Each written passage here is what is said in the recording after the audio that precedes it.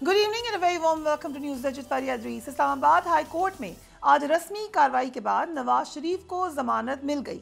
ये बात बड़ी हद तक एक्सपेक्टेड थी, लेकिन कुछ सवालिया निशान मौजूद हैं। कल ही ये बात वाज़ेह होती नजर आई थी कि उनका इदारा साबिक वज़ीर-ए-आज़म की जमानत की राह में रुकावट नहीं बनेगा। नैब का आज इस्लामाबाद हाई कोर्ट में पेश होकर प्रोसिक्यूटर नैब ने कल का मौक़िफ़ दोहरा दिया, जिस पर अदालत ने उनसे तहरीरी जवाब मांग लिया। हाई कोर्ट ने मुख्तसर समाअत के बाद नून लीग के कायद को वतन वापसी पर गिरफ्तार ना करने और उनको 24 अक्टूबर को पेश होने का हुक्म दे दिया। आज इस्लामाबाद की एहतसाब अदालत में तोशाखाना रेफरेंस में भी नवाज शरीफ को जमानत मिल गई। जज मोहम्मद बशीर ने नवाज शरीफ की वारंट गिरफ्तारी मुअत्तल करते हुए उनको 24 अक्टूबर तक जमानत दे दी है। ये वही जज हैं, लेट्स पॉन्डर ऑन दिस। जज बशीर बड़ी मशहूर शख्सियत है। ये वही जज हैं जिन्होंने नवाज शरीफ को एवन फील्ड रेफरेंस में 7 साल कैद की सज़ा सुनाई थी। जिस वक्त पेशी होती थी, कई दफ़ा हम खुद भी कवर करने गए, कई दफ़ा उनके हवाले से रिपोर्ट किया। इस केस में अब तक हुआ क्या है, इस पर भी एक नज़र डाल लेते हैं। 2018 में एहतसाब अदालत ने एवन फील्ड रेफरेंस में जुर्म साबित होने पर नवाज शरीफ, मरियम नवाज और कैप्टन रिटायर्ड मोहम्मद सफदर को सज़ा सुनाई दी। नवाज शरीफ और मरियम नवाज को 7 साल, जबकि कैप्टन रिटायर्ड सफदर को 1 साल कैद की सज़ा सुनाई गई। एहतसाब अदालत ने नवाज शरीफ के साहबजादों हसन नवाज और हुसैन नवाज को इश्तिहारी करार दिया था। नवाज शरीफ सज़ा के बाद 2018 के इलेक्शन से कबल पाकिस्तान आए और उन्हें बेटी के हमरा जेल जाना पड़ा। नवंबर 2019 में नवाज शरीफ 1 साल से ज़ायद अरसा जेल में गुजार कर इलाज के लिए बैरून मुल्क चले गए। 4 हफ्तों की मुकर्रर मुद्दत में वापस ना आने और कई केसेस में अदमी पेशी की बुनियाद पर उनको इश्तिहारी करार दे दिया गया था। सितंबर 2022 में इस्लामाबाद हाई कोर्ट ने एवन फील्ड रेफरेंस में मरियम नवाज और कैप्टन रिटायर्ड सफदर को बरी करार दे दिया। नवाज शरीफ को जमानत मिलने के बाद इस केस में मरियम नवाज शरीफ की तरह बरियत का इम्कान भी वाज़े नजर आ रहा है। नवाज शरीफ को आज मिलने वाली रिलीफ पर वुकला अलग अलग राय का इजहार करे हैं। हमारे कानून एतजाज एहसन ने उनको जमानत मिलने पर सवालात उठाए हैं। Let's watch him. Aitzaz Ahsan ने कहा कि नवाज शरीफ डील के जरिए ही वजीर आजम बन सकेंगे, क्योंकि कानून और आइन के तहत वो वजीर आजम नहीं बन सकते। जरा देखिए, कैसे बनेगा नवाज शरीफ? डील के थ्रू ही बनेगा। अब तो डील ही डील है। कानून और आइन के तहत तो कोई नहीं बन सकता। ये कानून और आइन के तहत उसको ये रियायत भी नहीं मिल सकती थी जो 24 तारीख तक दे दी गई है रियायत को भूल जाए। ये सब अब कोई इसकी जरूरत नहीं, वकालत की कोई जरूरत नहीं, कुछ नहीं रह गया अगर ये इस किस्म के इख्तियारात मिलने हैं लोगों को। मुस्लिम लीग नून नवाज शरीफ को मिलने वाले गैर मामूली रिलीफ को मामूल की कार्रवाई करार दे रही है। देख लें इस हवाले से अता तारड़ ने क्या कहा। इस्लामाबाद लैंड करने के बाद एक कानूनी मुशावरत करने के बाद लाहौर जाएंगे, मगर लाहौर का जलसा अपने टाइम पर मुकर्रर वक्त पर होगा और इस्लामाबाद में सिर्फ वो कानूनी मुशावरत करने के लिए कुछ देर के लिए रुकेंगे। सर, कहा जा रहा है आपको रिलीफ दिया गया, अब तो ना जज बीमार हुए हैं, ना ही कोई काज लिस्ट जो है उसे कैंसिल किया गया, आउट ऑफ द वे जाके आपको रिलीफ दिया गया। प्रोटेक्टिव बेल मिलती होती है और नैब का बयान आपके सामने है। जब बेटे से तनख्वाह ना लेने पे निकाला गया था, जब अरशद मलिक की वीडियो बनाई गई थी, जब शौकत अली सिद्दीकी को कहा गया था हमारी मेहनत जाया हो जाएगी, तब क्या मामला था? इसका जवाब तो देने वाला है। पाकिस्तान तहरीक इंसाफ ने अपनी स्टेटमेंट में आज इस रिलीफ की शदीद मुज़म्मत की है। उन्होंने कहा है आज का दिन मुल्की अदालती निज़ाम के हवाले से एक स्याह तरीन और कानून और इंसाफ की मौत का दिन है। इस वक्त नून लीग को रिलीफ मिलने पर सवाल उठाए जा रहे हैं। माजी में नून लीग तहरीक इंसाफ को रिलीफ मिलने पर अदलिया पर तनकीद करती रही है। ये भी देखिए। एक तरफ नवाज शरीफ की और मुस्लिम लीग नून की 2-2 साल की जेल और दूसरी तरफ 2-2 घंटों में बेल। क्या ये नाइंसाफी कबूल है? लाखों केसेस ऐसे हैं अदालतों में जहाँ पर जमानतों की तारीखें 10-10 साल से पड़ी हैं और वो केसेस नहीं लगे, और यहाँ पर एक दिन हुआ और आप बुलाकर का आपका यहाँ पर बड़ा अच्छा लगा। इमरान खान को जब इस्लामाबाद हाई कोर्ट में जमानत दी गई और थोक के हिसाब से दी गई, बारिश की तरह जब जमानतों की बरसात हुई, कुछ जजेस ऐसे हैं जो मुनसिफ नहीं रहे, वो कंट्रोवर्शियल हो गए। जिसके नाम न्याजी है, 8-8 मिनट में 8-8 बेलें मिल रही हैं। क्या हर साइल को ये सहूलत मुयस्सर है कि वो सुप्रीम कोर्ट आए, हाथ खड़ा करे कि हमें सुने, हम बड़े अग्रीव्ड हैं, और आके अपने केस को वो लगवा ले, फिक्स करवा ले? क्या किसी आम शहरी का केस भी इतनी जल्दी लगता है? तो ये बड़ी ज्यादती है। नवाज शरीफ की 2 दिन बाद पाकिस्तान वापसी तो अब वाज़ेह नजर आ रही है, लेकिन उनके इलेक्शन में हिस्सा लेने पर अब भी सवालिया निशान मौजूद है। Supreme court practice and procedure act के फैसले के बाद उनकी नाअहली के खात्मे पर कानूनी माहिरीन की राय मुनकसिम है। साबिक वज़ीर आज़म खुद इलेक्शन में हिस्सा लें या ना लें, लेकिन उनकी वापसी के साथ ही इलेक्शन का इम्कान भी अब वाज़ेह है। मुस्लिम लीग नून के रहनुमा खुद ये दावा करते रहे कि नवाज शरीफ जैसे ही जहाज में बैठेंगे तो इलेक्शन का वक्त शुरू हुआ जाता होगा। Let's watch that. मियाँ साहब जहाज में बैठेंगे ना तो उस दिन समझ जाइएगा पाकिस्तान में इलेक्शन होने वाला है। पाकिस्तान की सियासत नवाज शरीफ के गिर्द घूमती है, वो लंदन में हो या लाहौर में। आने वाला इलेक्शन नवाज शरीफ ही उसको लीड करेगा और इंशाल्लाह ताला चौथी दफा वजीर आज़म। पहले बेगुनाह नवाज शरीफ को होने वाली गलत सजाएं खत्म होंगी और फिर वो फितना खान घड़ी चोर पहले उसको इंसाफ के कटहरे में खड़ा करेंगे, फिर इलेक्शन होगा। नवाज शरीफ साहब आएंगे, उन्होंने आके मुल्क को चलाना है। सागदार साहब भी आएंगे, इलेक्शन उनके आने पे ही होगा इंशाल्लाह। हम आएंगे धड़ल्ले के साथ, किसी से हाथ मिला के नहीं आएंगे। मरीम नवाज माजी में कई बार कह चुकी हैं कि आइंदा इलेक्शन से कबल तराजू के पलड़े बराबर करना जरूरी है। इस वक्त तो तराजू के पलड़े एक जानिब ही झुके नजर आ रहे हैं और शायद नून लीग की जबान में इसी को बराबर पलड़े कहा जाता है। Let's watch that. तराजू के दोनों पलड़े बराबर किए जाएंगे। नवाज शरीफ से होने वाली नाइंसाफियों का अजाला होगा।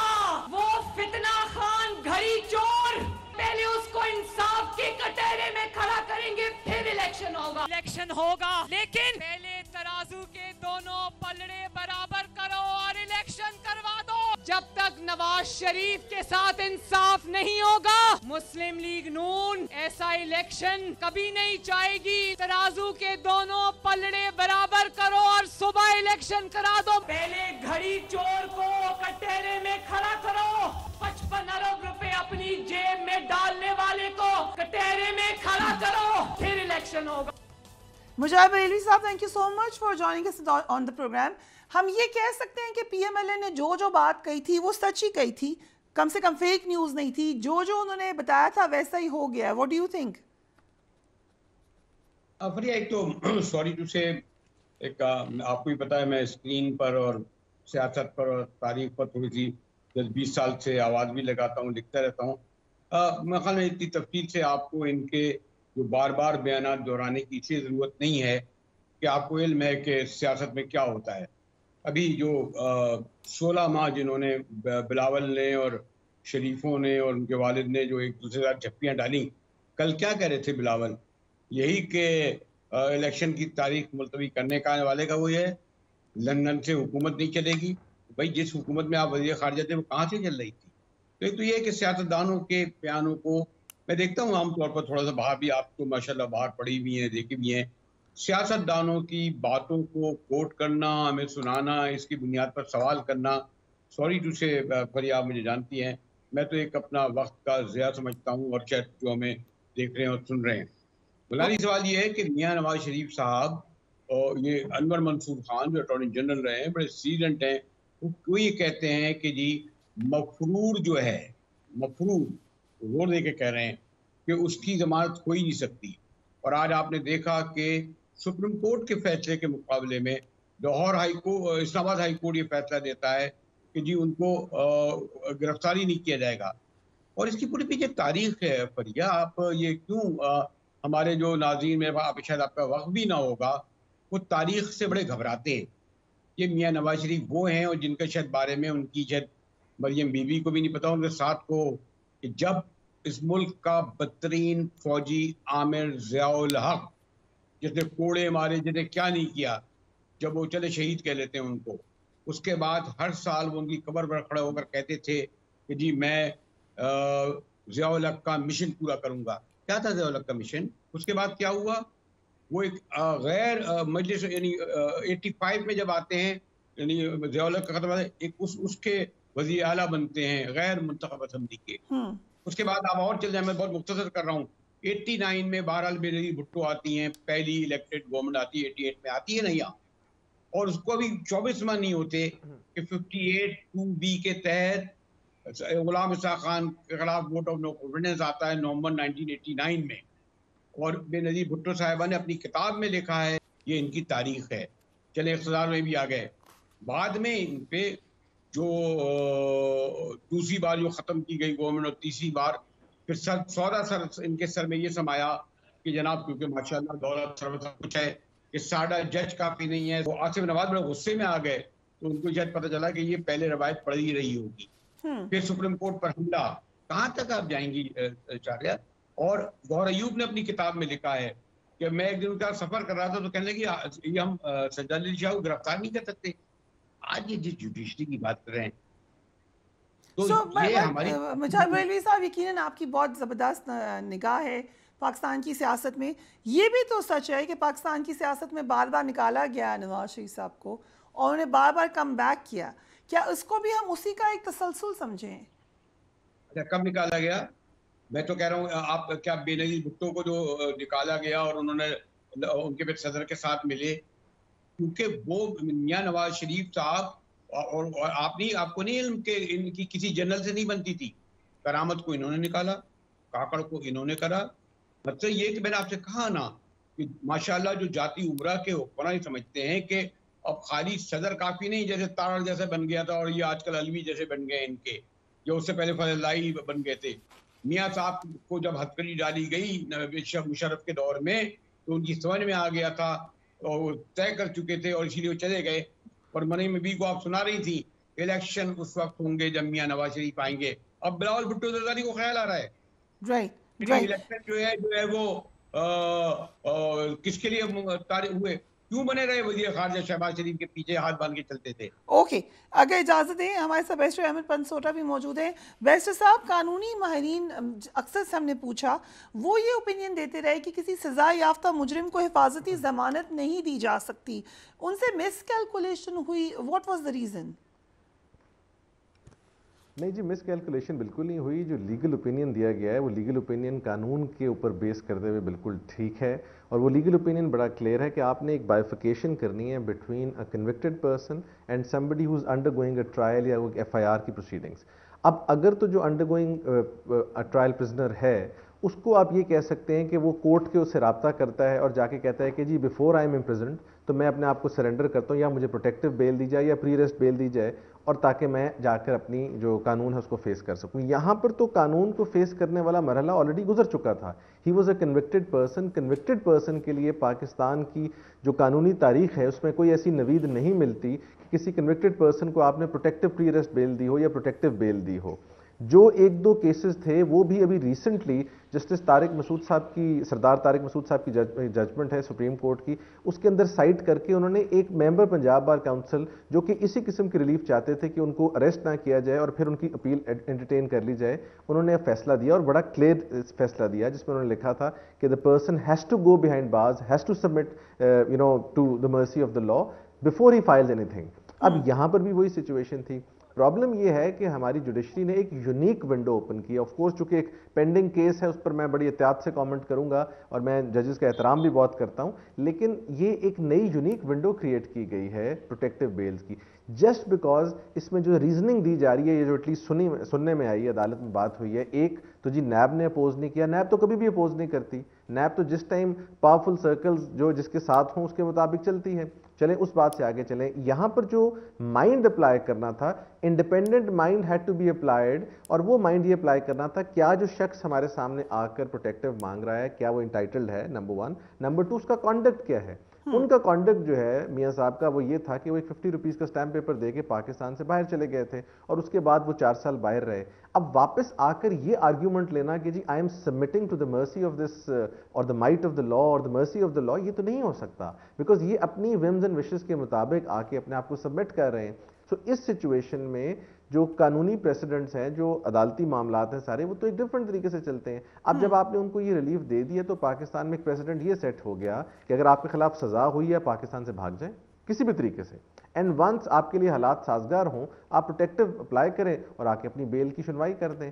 इसी तरह अब उनकी जो अपील्स हैं उनकी कैसे सुनवाई होगी, उसके बाद जो उनका लाहौर हाईकोर्ट के साथ मामला है वो कैसे होगा, ये सारे के सारे बड़े सीरियस लीगल क्वेश्चंस हैं जिस पर legal opinion almost across the board same है। किसी जगह पर ये नहीं कहा गया कि जो ये रिलीफ है ये उनको मिल सकता है कानून की राय में। हाँ, एक्स्ट्रॉर्डनरी रिलीफ है, अदालत ने अपनी पावर को एक्सरसाइज करते हुए ये रिलीफ दिया है, बट ये relief in the longer run will be detrimental for a lot of people और एक गलत प्रेसिडेंट सेट होगा अगर ये फाइनली ऐसे होता है। राइट, इस पे बहुत सारे सवाल आते हैं आपसे भी, एंड जदून साहब I come to you, but Azhar Javed बड़ी देर से बाहर खड़े हुए हैं, दुबई में सब मौजूद हैं, तो अगर हम उनसे क्विकली ज़रा वहाँ दुबई की सूरत हाल ले लें, and I am coming to you Jadoon साहब with a lot of question, so please थोड़ा सा stay more patient. Azhar Javed साहब, thank you so much for joining us. Dubai में क्या माहौल है? नवाज शरीफ साहब वहाँ पे पहुँच चुके हैं, वापसी आप लोगों की सैटरडे को है, क्या क्या मुलाकातें हुई हैं और क्या बातचीत हुई है? जी, साबिक़ वज़ीर-ए-आज़म नवाज शरीफ अब से कुछ देर कबल यहाँ दुबई पहुँचे हैं सऊदी अरेबिया से। वो यहाँ पे एमिरेट्स हिल में अपने जो बेटी है उसके घर पे क़याम पज़ीर होंगे। यहाँ पे इसहाक़ डार साहब के बेटे का घर है, और इस मौका पर जब वो आए हैं उनके साथ हुसैन नवाज भी हैं।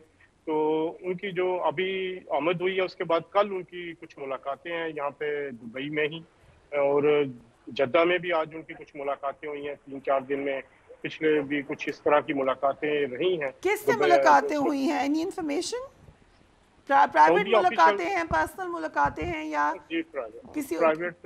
जी बिल्कुल प्राइवेट मुलाकातें हैं, पर्सनल हैसियत में है, लेकिन कुछ सऊदी ऑफिशियल्स के साथ है। इसी तरह यहाँ पे दुबई में भी जो हो रही हैं वो कुछ जो यूएई के ऑफिशियल्स हैं उनके साथ मुलाकातें हो रही हैं, और इन मुलाकातों में जो जारी बात है डिस्कस जो चीज़ें की जा रही हैं, पाकिस्तान में भी इस वक्त सबसे जो डिस्कस टॉपिक है वो यही है कि नवाज शरीफ की वापसी के हवाले से और इलेक्शन।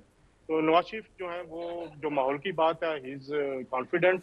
आज जारी बात है उनको एक बड़ा बूस्ट मिला है जब उनको इस्लामाबाद में लीगल जो एक रिलीफ जिसे कह सकते हैं, मुख्तलिफ नाम आप दे सकते हैं, तो उसमें उनको लेके आज वो काफी कॉन्फिडेंट भी नजर आ रहे हैं। आप तो काफी अरसे से पहले, मुझे याद है हमने आपकी पहले भी आपसे हमने लिया है इंफॉर्मेशन, आप तो बड़े अरसे से कहे थे कि अनलाइकली है कि नवाज शरीफ को जेल जाना पड़े। सो ये अंडरस्टैंडिंग थी पीएमएलएन के अंदर कि शायद जेल नहीं जाना पड़ेगा वापसी पर। जी मेरा ख्याल है, याद हो आपको, तो मैं बड़ी देर से यही कह रहा हूँ कि मियां नवाज शरीफ को जेल नहीं जाना पड़ेगा। उस वक्त लोग यही कहते थे नहीं ये पॉसिबल नहीं है, लेकिन तो यहाँ की लीगल टीम थी इनकी, जो आज़म नज़ीर तारड़ साहब यहाँ पर आज़म नज़ीर तारड़ साहब यहाँ पे आए थे, अमजद परवेज साहब आए थे यहाँ पे, सॉरी लंदन में आए थे चंद हफ्ते पहले। उनकी बड़ी मीटिंग हुई थी, शहबाज शरीफ साहब भी थे और उन्होंने अपने लीगल वेज बताए थे। मेरी इस वक्त भी तारड़ साहब से भी बात हुई तो उन्होंने कहा कि मेरे और कौंसल का मामला है, मैं आपको नहीं बताऊंगा कि क्या एक हिकमत अमली है, लेकिन उन्होंने ये ज़रूर कहा था कि हम जो है वो लाजमी जो है वो ये हमारी कोशिश है और हमारी प्रायोरिटी है कि नवाज शरीफ साहब को जेल ना जाना पड़े, और कह रहे थे उनके पास लीगल वेज है। तो जाहिर बात है उनकी बात स्टैंड हुई। इसके अलावा कुछ यहाँ पे और भी मीटिंग थी जिसका मुझे इल्म है, लेकिन क्योंकि ऑफ द रिकॉर्ड चीजें बहुत सारी होती हैं तो वो मैं शेयर शायद ना कर सकूं। एक मैं आपको हिंट देती हूँ, जो कि सुहेल वलायत साहब का आर्टिकल आपने यकीनन पढ़ा होगा, उनका कॉलम, उसमें उन्होंने कहा कि कुछ दोस्त ममालिक की भी अश्योरेंसेज मौजूद हैं, ऐसा कुछ है आपके इंफॉर्मेशन में? देखें जी, इस दोस्त ममालिक हमारे पाकिस्तान के हालात पे हमेशा असरअंदाज हुए और खासतौर पे गल्फ कंट्रीज जो है उनका एक अहम किरदार रहा है, जो पॉजिटिव भी आप कह सकते हैं, क्योंकि जब भी मुआशी मुश्किलात हुई हैं इन्हीं गल्फ कंट्रीज में ने आके रेस्क्यू किया। इसी तरह सऊदीया की तरफ से अगर आपको याद हो, नवाज शरीफ साहब की वापसी में किसी दोस्त मुल्क की मुशावरत या कुछ इस हवाले से कोई जामिन होना किसी बात का, ये बहुत बड़ी बात है। You think it's possible? नहीं, मेरा नहीं ख्याल जमानत कोई हो, ना ही जामन की बात मेरे इल्म में है, ना ही इंफॉर्मेशन है इस हवाले से। लेकिन जाहिर बात है जब आप इस लेवल पे प्ले कर रहे होते हैं तो जो ममालिक हैं वो पाकिस्तान के हवाले से एक की प्लेयर्स भी हैं जिन, तो उसमें चीज़ें बहरहाल इंटरनेशनली मूव करती हैं, और उसमें नवाज शरीफ का सऊदीया जाना, 4-5 दिन वहाँ रहना, अब दुबई आना और 2-3 दिन यहाँ रहना, ये क्योंकि अब ये जो मुस्लिम लीग नून है वो कॉन्फिडेंट है कि वो हुकूमत में आ रहे हैं। और जो मेरी और जब वो कहते हैं हुकूमत में आ रहे हैं तो मियाँ साहब का भी कहते हैं या छोटे मियाँ साहब का हुकूमत में आने का कहते हैं? बड़े मियाँ साहब या छोटे मियाँ साहब? देखें अभी तक तो मुस्लिम लीग नून के जो प्राइम मिनिस्टर के कैंडिडेट हैं वो मियां नवाज शरीफ ही हैं।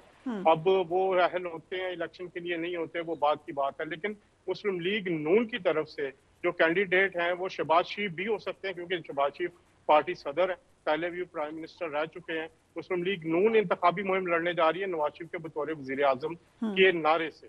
ओके, मैं आपसे 2-3 सवाल और हैं अजहर, आई नो आप बाहर हमारे लिए खड़े हुए हैं, thank you for that, but I come back to you क्योंकि हमें एक ब्रेक पे भी जाना है। मैं चाहती हूँ जुदून साहब को पहले शामिल करें। जुदून साहब, ये जो एक लीगल पैरामीटर जिसका जिक्र किया है इस वक्त पनसोटा साहब ने, आपकी क्या राय है इस हवाले से? एक्स्ट्रॉर्डिनरी रिलीफ मिला है फॉर्मर प्राइम मिनिस्टर को? ये देखें पिछले 4-5 सालों से बहुत ज़्यादा चीज़ें जो है वो एक्स्ट्रा ऑर्डिनरी हो रही हैं। ये भी एक्स्ट्रा ऑर्डिनरी है कि 5 जज सुप्रीम कोर्ट के बैठे, 2 कहते हैं जी हमें केस सुनने की ज़रूरत ही नहीं है, ये तो गॉड फादर हैं, ये सिलियन माफिया हैं, ये तो है ही इस तरह के हैं, बाकी जो 450 केस था उसको छोड़ दिया। तो ये भी एक अनप्रेसिडेंटेड था कि एक बेंच का दूसरे मेंबर को कहना जी कि आप इम्प्लीमेंटेशन इसकी देखें, रोज़ाना कोर्ट से प्रोग्रेस रिपोर्ट मंगाएं, सैटरडे को भी कोर्ट लगाएं, संडे को भी कोर्ट लगाएं, और ये भी आप कोई तारीख भी लंबी नहीं देनी है, और विद इन 1 मंथ 2 मंथ या टाइम फ्रेम। तो आप मुस्तफा नवाज खोखर की ट्वीट में आपको पढ़ देती हूँ, उन्होंने कहा नवाज शरीफ को सजा भी उतनी ही भोंडे तरीके से दी गई थी जितने भोंडे तरीके से उनको दिया गया आज का रिलीफ। आप इससे एग्री करेंगे? नहीं, देखिए अब वो तो उनकी अपनी ट्वीट है, मैं अब उस पर I don't want to comment on it, मैं अपना आपको पॉइंट ऑफ व्यू बता रहा हूँ। तो ये सारी चीज़ें अनप्रेसिडेंटेड हुई हैं। तो उसी तरह से देखें ना, तो नवाज शरीफ ने एक सिस्टम से मेरे ख्याल में अगर बहुत ब्लंटली कहें तो बदला लिया है। वही जज जो एप्लीकेशन सुनने के लिए तैयार नहीं थे, वही आज जज जो है वो रिलीफ दे रहे हैं, और वो अपनी डिस्क्रिशनरी पावर यूज़ कर रहे हैं, वो विद इन द पैरामीटर। तो अगर एक तकलीफ नहीं है, किसी बंदे को अगर एग्रीव्ड है तो कोर्ट में तो यही होता है कि वो दूसरी हायर कोर्ट में चला जाता है। बट आज के फैसले के बाद क्या कोई भी आम शहरी जाकर यही रिलीफ मांग सकता है? उसको क्या जवाब मिलेगा? पाकिस्तान की तारीख में कभी ऐसा हुआ है कि आम शहरी और ख़ास शहरी बराबर है इस कानून के अंदर? कौन सा बराबर है? इमरान खान को आप किसी आम शहरी के साथ मिला सकती हैं, मियां नवाज शरीफ को एक आम शहरी के साथ मिला सकती हैं, किसी आम अक्यूज को कभी chief justice of supreme court ने कहा है गुड टू सी यू, कैसे रह रहे हैं, अब वो कौन सी फैसिलिटी आई है, कौन से बंदे आएंगे, कितने कमरे हैं आपके पास? किसी अक्यूज को कोई कहता है chief justice of supreme court of Pakistan? कभी कहा है किसी अक्यूज को? या किस तरह लाया जाता है उसको? मर्सिडीज़ में लाया जाता है? उसके लिए कोई स्पेशल प्रोविजन होती है कि इसको इस गाड़ी में लाना है? और किस दरवाजे से लाया जाता है? ये आप कहने की बातें हैं। यहाँ पे पाकिस्तान में कानून किस लिए? गरीब अमीर की तो आप बात ही नहीं करें। इधर तो इतना डिफरेंस है सोसाइटी का कि बिल्कुल जो है एक आम बंदा और ख़ास बंदा। आप एक गरीब बंदा जो है, अभी इत्तेदाल हसन साहब कमेंट्स कर रहे थे, उनको काउंसिल कर सकता है, एंगेज कर सकता है?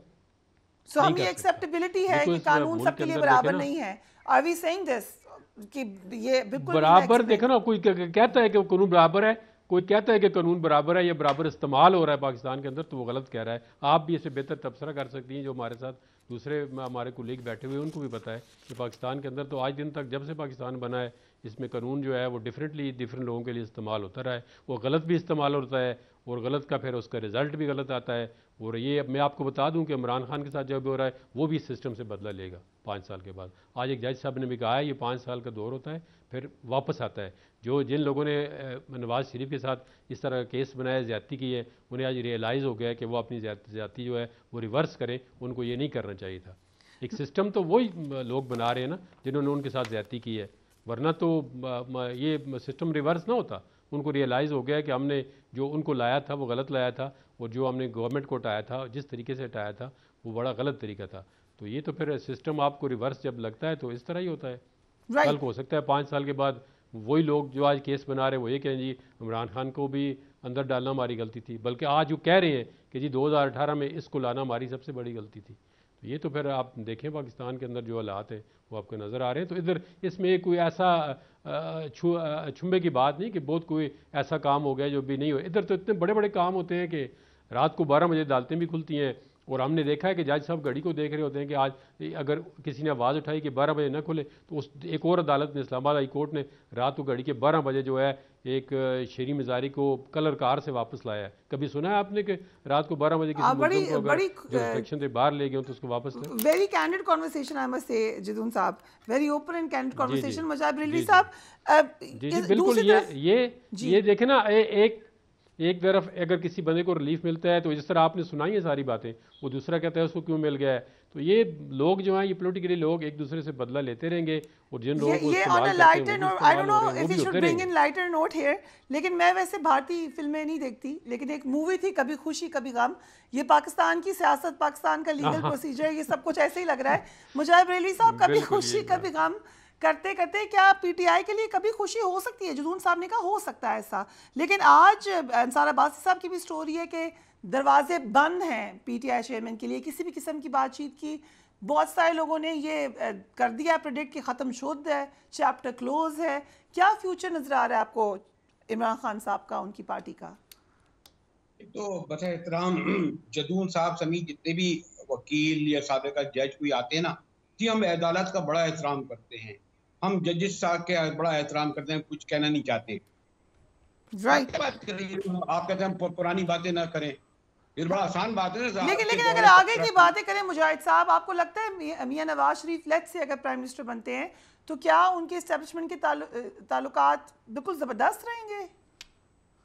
क्या बात कर रही हैं, यहाँ बड़े सीनियर लोग बैठे हुए हैं, तो अच्छी बात है, ठीक हालात रहेंगे फिर तो अच्छी बात है। मिशन पूरा करना चाह रहे थे, आपसे बात नहीं हुई बार बार, हर वक्त ये गए। वो तो ये है कि क्योंकि पाकिस्तान में एक बात और भी है कि पाकिस्तान बनाना स्टेट नहीं है। ये अगर 4 दिन इक़्तिदार में आ भी गए ना, चौथी बार वज़ीर आज़म बन के, और जिस दिन इन्होंने ये समझा कि मैं वज़ीर आज़म हूँ ना, और जिस दिन इन्होंने बुलाया इजलास वो जो कौन सी अपर कमेटी का, उस दिन उनको समझ में आ जाएगा कि वोट को इज्जत दो। ये लोग बात करते हैं वोट को इज्जत दो। ओके, अगर इजाज़त दें अजहर जावेद साहब, कुछ अर्सा पहले आप मेरे प्रोग्राम में थे और आपने कहा कि जो एक सख्त बयानिया है मियां नवाज शरीफ ने अपनाया और उसके बाद फिर दोबारा उन्होंने स्टेटमेंट नहीं दी। आपने कहा पिछले कई सालों से वो यही बात कर रहे हैं और यही करते रहेंगे। आपकी भी मुलाकात हुई है उनसे, क्या आपको लगता है कि वो एहतसाब की बात करेंगे, सख्त बयानिए की बात करेंगे? प्रिया, देखें बदकिस्मती है पाकिस्तान की कि पाकिस्तान के मुल्क जैसे मुल्क में कोई रूल ऑफ लॉ नहीं है, कानून की हुक्मरानी नहीं। मुझे आज भी याद है 2007 था, 8 सितंबर था, लंदन से नवाज शरीफ जो है इसी तरह बैठे थे और इस्लामाबाद उतरे थे और उस वक्त मुशर्रफ अपने इक़्तिदार के अरूज पे था और उन्हें इस्लामाबाद नहीं उतरने दिया गया था, उनको सऊदीया वापस भेज दिया गया था। मुझे आज भी याद है 2018 था, जो जुलाई का महीना था, 12 या 13 जुलाई थी, नवाज शरीफ को सजा हुई थी, वो अपनी बेटी के हमरा, मेरा ख्याल आप भी उसी फ्लाइट में थी अगर मुझे याद हो, तो उनको जैसे जहाज रुका है तो सैकड़ों की तादाद में जो अहलकार थे वो डिस्प्यूटेड है कि जी फौजी थे या दूसरे लोग थे, रेंजर्स थे या पुलिस वाले, उनके साथ जो सलूक हुआ, उनको जिस तरह लेके गए और हेलीकॉप्टर में बैठा के, सॉरी छोटे जहाज में बैठा के ले जाया गया। अब फिर वही सिलसिला है पाकिस्तान में, वही। अब मेरी इस पे नवाज शरीफ साहब से कई दफा बात हुई है और उस बात पे भी देखें, उन्होंने कहा कि हमारी अनफॉर्चुनेटली जो मामलात हैं वो इस तरह किए जाते हैं कि सियासतदानों को पनपने का मौका ही नहीं मिलता। अब आप जो बात कर रही हैं कि जो नवाज शरीफ के बयानिए की बात है, पिछले 3.5 पौने 4 साल में मैंने बयानिया यही सुना है उनका। उनको जो बात की है, क्या उन्होंने गलत कहा कि 5 के टोले ने उनको निकाला? क्या उन्होंने गलत कहा कि जनरल बाजवा और जनरल फैज ने जो किरदार अदा किया, जो अभी मुजाहिद साहब भी मेरा जिक्र कर रहे थे कि वो JIT जब जो 5 जजेस थे उन्होंने जो पनामा के नाम पे अकामा किया, जिस तरह अदालतें लगाई गई, जो किया गया, एक कानून का, एक इंसाफ का कत्लेआम उस वक्त भी हुआ, उस वक्त भी अपनी मर्जी का उन्होंने फैसले लिए और नवाज शरीफ को उन्होंने डिस्क्वालीफाई नहीं सिर्फ किया, उन्होंने JIT जिसके अभी भी वॉल्यूम पता नहीं 10 और उसका जिक्र करते हैं, कोई सब्सटेंशियल एलिगेशन साबित नहीं कर सके, लेकिन फिर भी आपने देखा अरशद मलिक ने अपने वीडियोस में क्या कहा, जैसे शौकत अजीज सिद्दीकी की स्टेटमेंट अभी भी सामने है कि वो सख्त बयानियां रखेंगे या नहीं रखेंगे। इलेक्शन है, इलेक्शन में देखें, इलेक्शन में जीतने के लिए लड़ा जाता है। अब लड़ने के लिए अब इस वक्त जो महाज है वो एक ही खोला जा सकता है। इस एक महाज, अब जो बयानिया है वो मियां नवाज शरीफ की 21 अक्टूबर की जो तकरीर है, मेरा ख्याल में वो तकरीबन काफी हद तक फाइनल हो चुकी है। उसमें मईशत वो सबसे ऊपर होगी, मईशत की बहाली होगी, लोगों को रिलीफ देने का होगा। लेकिन आप याद रखिएगा कि जो लोगों ने ये नवाज शरीफ के साथ समझते हैं कि जो उन्होंने सलूक किया है, नवाज शरीफ जब वक्त आएगा तो वो इस पे जरूर बात करेंगे और ये बात, या तो अगर वो गलत कह रहे हो, आप तो सब पीटीआई भी कहती है कि बाजवा का जो किरदार है वो सामने आना चाहिए, बाजवा ने जो किया, जनरल बाजवा में जो होना चाहिए। ये आने वाले दिनों में आप देखिएगा कि सबका यही मुतालबा होगा और वंस एंड ऑल आपको सेट करना होगा कि कानून की बाउंड्रीज क्या है, सियासतदान ने कहाँ खड़े होना, ने कहा खड़े होना। नवाज शरीफ के साथ ज्यादती हुई 2017 में, जिस तरह उसको और उसकी बेटी को सजा दी गई और जिस तरह जेल में फेंका गया, तो ये एक कानून की सबसे बड़ी क्या कह सकते हैं एक कत्लेआम था। लेकिन अब नवाज शरीफ अगर वापस आ रहा है, जैसे निकाले गए थे वो वैसे ही वापस आ रहे हैं, ठीक है। जो उनके साथ सलूक हुआ था, अब मैंने आपको पहले भी कहा था, नवाज शरीफ को कोई किसी किस्म की ना गिरफ्तारी होगी। और अब मेरी जो इंफॉर्मेशन है, प्रिडिक्शन है, या जो मैंने सारा देखा है, नवाज शरीफ अगले प्राइम मिनिस्टर बनते नजर आ रहे हैं। चलिए, प्रिडिक्शन आ गई आपकी, आज की डेट हम ये रिकॉर्ड में रखेंगे आपकी प्रिडिक्शन को। Will take a break. Amar Pansora साहब से बहुत सारे सवाल आते हैं right after break.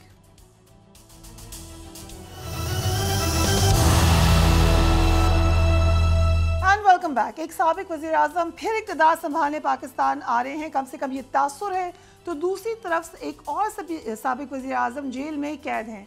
सरबराह Tehreek Insaf की साइफर केस समेत मुख्तलिफ मामलात में मुश्किलात मुसलसल बढ़ रही हैं। इलेक्शन कमीशन ने इनको पार्टी सरबराह के ओहदे से हटाने की दरख्वास्त 26 अक्टूबर को समाअत के लिए मुकर्रर कर दी है। इस बात का इम्कान नजर आ रहा है कि इलेक्शन से कबल सरबराह तहरीक इंसाफ को पार्टी ओहदे से भी हटाए जाने का इम्कान मौजूद है। तहरीक इंसाफ सदर आरिफ अलवी के जरिए बैकडोर बातचीत की कोशिश के ख्वाहिशमंद नजर आए, लेकिन ताहाल उनको मस्बत जवाब नहीं मिल सका है। दूसरी तरफ सरबराह तहरीक इंसाफ को साइफर केस में अब सजा मिलने का इम्कान रोज बरोज बढ़ रहा है। इस केस में उनके साबिक प्रिंसिपल सेक्रेटरी आजम खान का बयान उनके लिए मुश्किलात में इजाफा कर सकता है। जो बयान दिया आजम खान ने वो भी आप देख लें। उनका कहना है कि चेयरमैन पीटीआई ने पाकिस्तान आर्मी की हाई कमान के खिलाफ साइफर को अपने सियासी मकासद और अदम एतमाद में रेस्क्यू के लिए खास प्लान तैयार किया। चेयरमैन पीटीआई इदारों पर तहरीक अदम एतमाद में मदद के लिए दबाव डालना चाहते थे।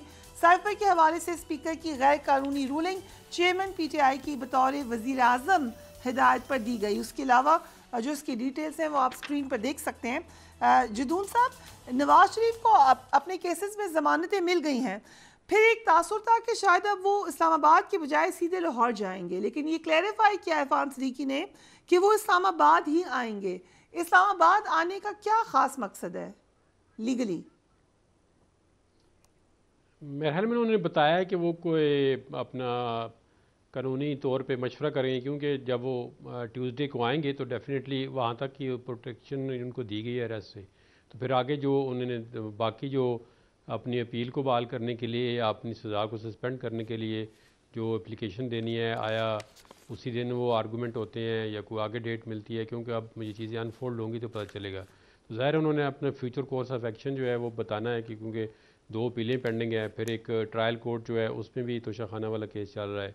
तो ये तीनों जो है मेजर केसेस हैं, तो उन केसेस में ज़ाहिर है उनसे उनको निकलना पड़ेगा और अदालत के ज़रिए वो निकलेंगे, वो कह चुके हैं बार बार। तो उसके लिए ज़ाहिर उन्हें एकदम, क्योंकि 21 को जलसा है, फिर आगे संडे छुट्टी है, तो एक दिन है बीच में मंडे का, ट्यूसडे को तो कोर्ट जो है वो आपको पता है बैठ जाती है। So he will be going to the court उनके पास on Saturday?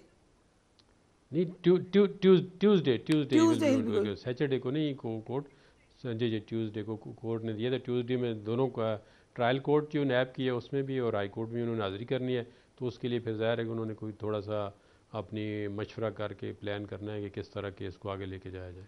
राइट। पंसोटा साहब, नवाज शरीफ को मिलने वाली जमानत 24 अक्टूबर को ख़त्म होगी। What do you see after that? देखिए, जिस तरह प्रोटेक्टिव बेल मिली है जी, उस हिसाब से तो यही लगता है कि अपील्स जो हैं वो दोबारा उसमें सुनवाई हो जाएगी। He will be able to appear before both the courts and of course उसके बाद फिर उनकी जो रेगुलर हेयरिंग शुरू हो जाएंगी और उनको ये अलाउंस मिल जाएगी।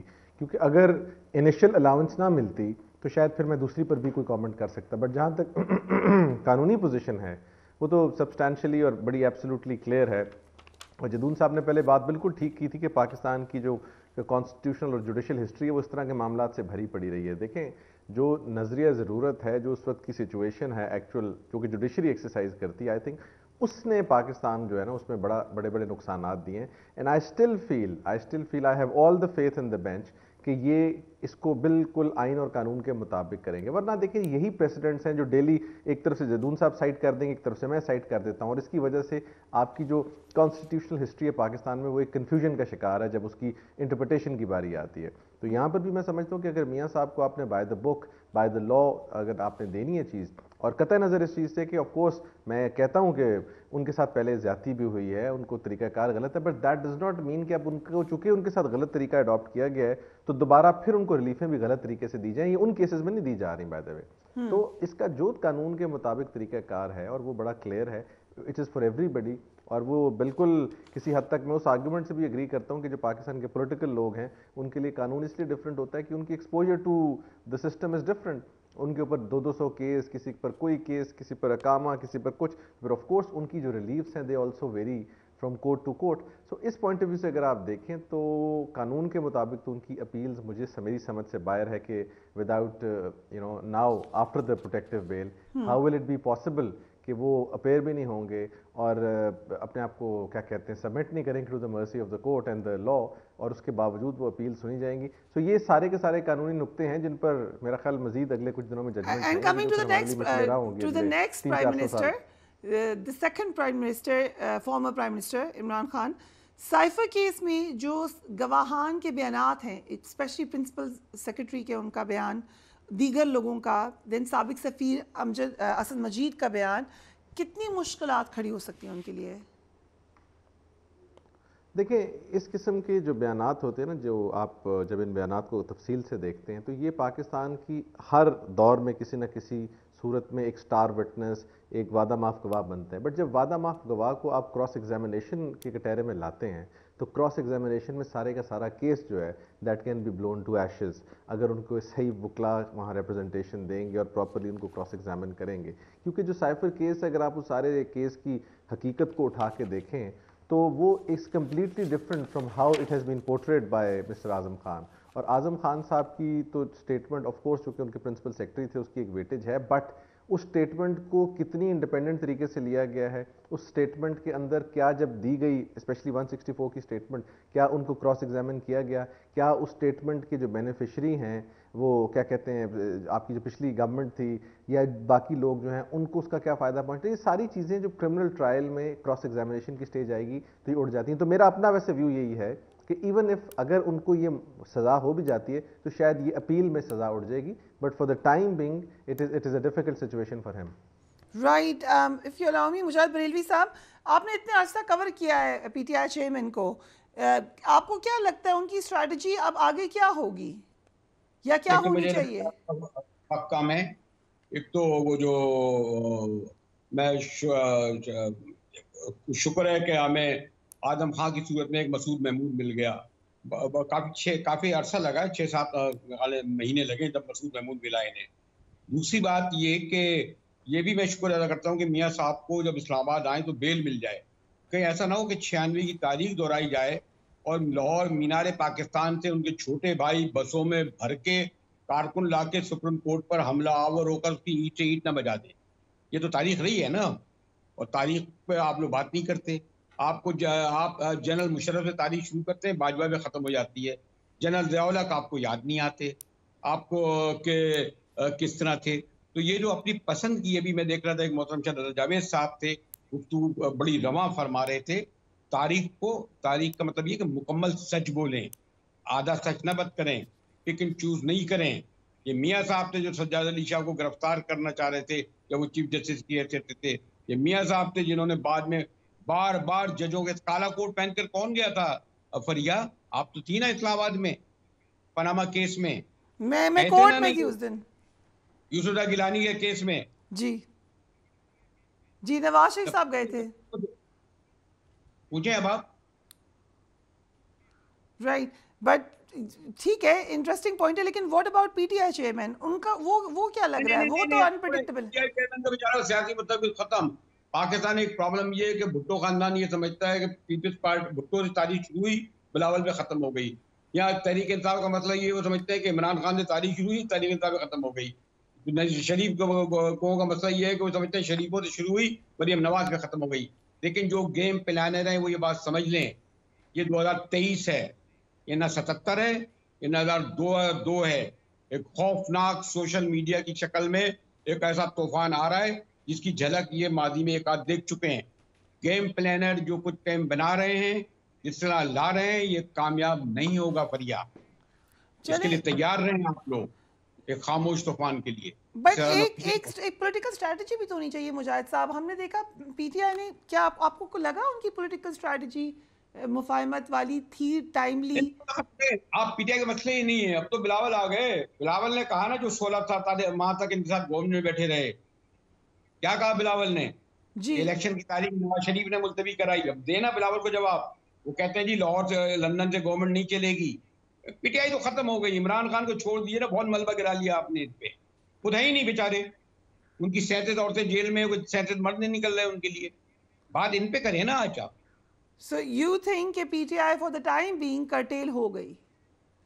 पीटीआई अभी आज पे बात होगी। आज दो कैरेक्टर हैं, एक पीपल पार्टी और एक नवाज लीग। क्योंकि जो गेम प्लानर है वो समझते हैं उन्होंने पीटीआई को तो आउट कर दिया। 650 कारकुन जेलों में पड़े हुए हैं, पता नहीं सैकड़ों पर मुगली अदालत में केस चल रहा है। इंतजार दहशतगर्दी, क्या करेंगे बेचारे? वो वाला पॉलिटिकल कारकुन थोड़ी है। फरियाजी, मैंने कोड़े खाए हैं ज़िया-उल-हक के दौर में, सॉरी कोड़े, मैं 6 माह की कैद मशक्कत मैंने भुगती है। हम लोगों ने कोड़े खाए हैं, हमारे दोस्तों ने फौजी अदालतों से। ये इस तरह की हमारे सामने बात ना करें। Right, thank you so much gentleman for being on the program. सियासी मंजरनामा यकीनन हमने देखा एक रैपिड तब्दीली उसके अंदर आई है। जिस दिन वापसी होगी नवाज शरीफ साहब की, उसके बाद पाकिस्तान की सियासत, बार बार ये बात कही गई आज भी कि उसको सियासत को ज़रूर देखें हिस्ट्री के कॉन्टेक्स्ट में, लेकिन फॉर द टाइम बीइंग आपको उसमें एक तब्दीली ज़रूर नज़र आएगी। उसके बाद क्या होगा ये तो वक्त ही बता सकता है। Do take care of yourself. अल्लाह हाफ़िज़।